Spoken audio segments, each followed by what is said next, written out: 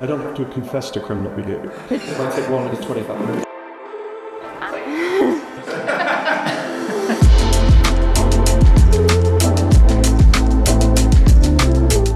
Well, the location of St. Mary's University is, I think, of particular interest to creative writing students.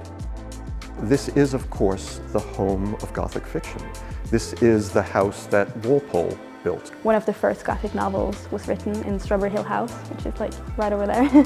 We did this course called The Publishing Industry. That was a really interesting one because you don't really think about those things when you like buy a book and open it. It's cool to like see what the actual process is behind everything. I think the more comfortable you feel, the more likely you are to produce better work. I think that's one of the things that makes St. Mary's really special is the students get so much attention.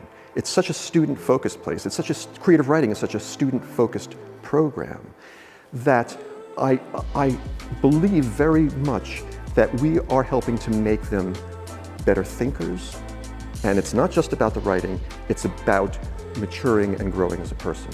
I think what makes the course special is definitely the professors, because they're so engaged in what you're doing and what you're teaching, but also really engaged with the students. They want them to do well and to be engaged in like university and what you're writing, and it really shows that they care.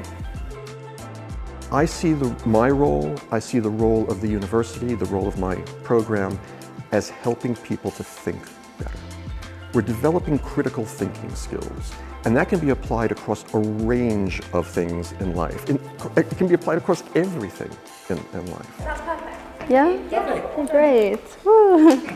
Thank you very much. My pleasure.